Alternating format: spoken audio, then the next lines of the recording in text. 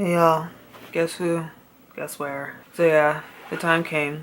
I think I got the call on the 24th that I was laid off, and they sent me home that next morning, like literally less than a day notice that I was going back home, which was jarring. I mean, you're always ready knowing that the job is temporary to go back home, but it was just very sudden.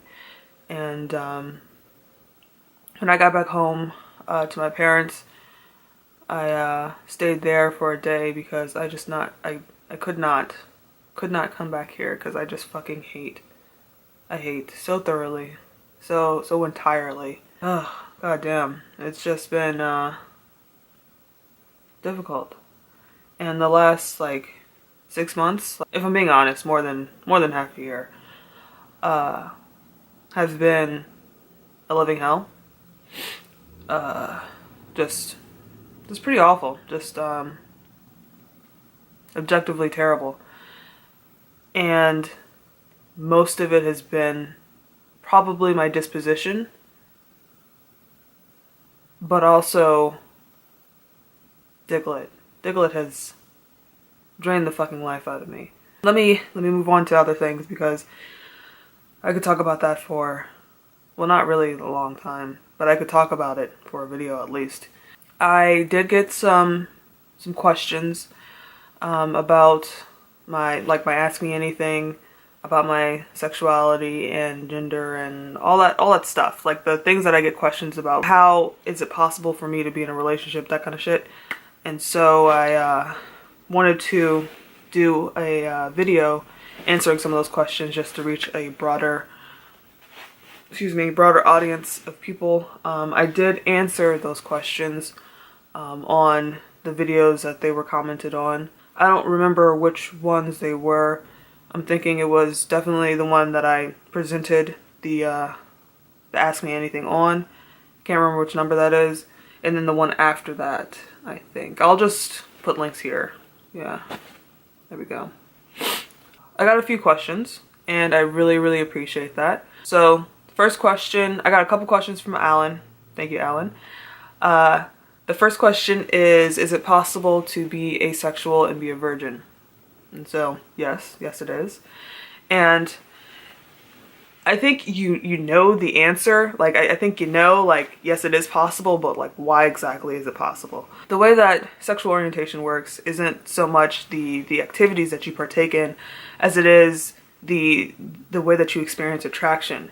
And so, you know, a heterosexual guy knows he's not attracted to guys even though he's never had sex with a guy because he just knows. You just know. And so an asexual person, they know that they're not sexually attracted to other people. It becomes a little more difficult. The waters become a bit muddied when heteronormativity comes into play because we're kind of conditioned to assume that we're heterosexual. And that's not the case for a lot of people. And so being conditioned to think you are a certain way when you're not really confuses things.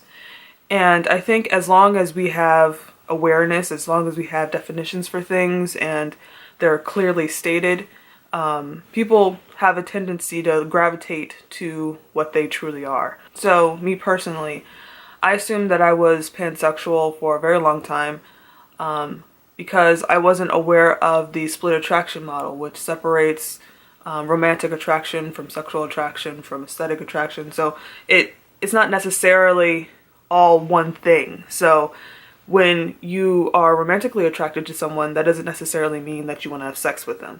And I think that's really important to, like, a distinction to make for asexuals because we do experience different types of attraction even though we don't experience sexual attraction. And so letting people know that it is possible to be romantically attracted to someone, to fall in love with someone and not experience sexual attraction. So for the longest time, I assumed that I was pansexual because I was taking part in sex. I didn't really enjoy it, but I thought if you are asexual, then you just don't have sex, and that's not true. So let's get back to the question. Yes, you can be asexual and be a virgin. It's not a case of like, oh, you haven't done it yet, so how would you know?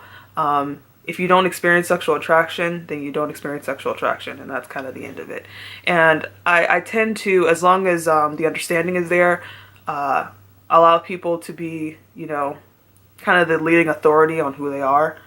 And I don't think it's a good practice to question someone's knowledge of themselves so vehemently. Like if you haven't had sex before, how do you know you're asexual? I don't think that's a good way to go about trying to, I don't know, get someone to see sexuality from a different perspective. Which leads into the next question from Alan again. Is celibacy and asexuality the same thing? And no, it is not. Some asexuals have sex for their partners. Some asexuals do it to have children. Some asexuals genuinely enjoy sex. It's the experience of sexual attraction, not so much the activity of having sex, that asexuality is talking about. So to add kind of another layer of understanding, for a person who is pansexual or homosexual or heterosexual, they can be celibate. It's absolutely possible, and it's possible for an asexual person to be celibate. I mean, just because celibacy and asexuality sometimes happen with people doesn't necessarily mean that they are always going to go hand in hand. So I got another question from Ghost Girl. This is not necessarily about sexuality, as it is just about my relationship. So how long have I been with my husband? Ooh, it gives me the chills. I just don't like, the institution of marriage is strange to me. It makes me uncomfortable. But yeah, I have been with Diglett for 9.5 years. We met in 2008 when I was 18. And we've been together ever since. We got married in September of 2017. I didn't tell anyone because it was like a really quiet thing. We did it for his mom because she was dying of cancer, and so that was actually like the last week that she was moving and up and doing stuff. And I mean, I was glad that I could do that for her because she was very happy with it. But it wasn't it's not for me. It really is just not for me. And the final question is from Michi. I love Michi. Michi's great. So essentially, I have no gender. Yes, that is true. I am agender. I don't connect to the concept of gender. It just doesn't, it feels uncomfortable. And so it's kind of something that I've just shrugged off over time. The question was, how do you think people into the future are going to accept being agender or being non-binary and being asexual? Like, I guess alternative, being LGBT. How are people going to accept that shit in the future? There we go. And honestly, to be honest, I don't think within my lifetime that we will get to a point where people are really accepted. I think we're at a very important turning point where people are becoming aware of a lot of things.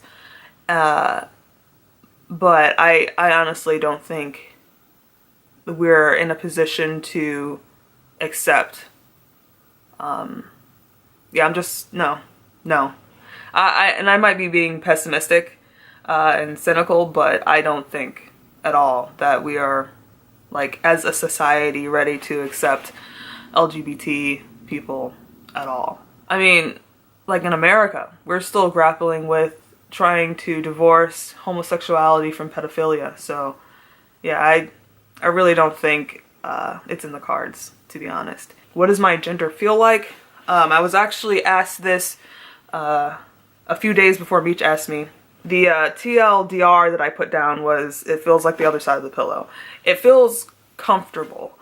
And I use the analogy of sleeping because I feel like when you're being conditioned, like when you're learning as a child, you don't, it's almost like you're in a stasis state. You're almost in a sleeping state where you're just gathering information and you're not really applying it to yourself so much. And I think once you get older, you start beginning to understand, like, these things are things that are meant to be applicable to me. And that for me was uncomfortable, similar to sleeping in an uncomfortable position for a really long time. And you're not aware that you're uncomfortable until you gain enough consciousness to realize that you have like a crook in your neck and your jaw hurts and your arm is asleep. When you initially move to a more comfortable position, it feels fucking great. It's like sublime. But after a while, it just becomes commonplace. And I think that is the epitome of comfort.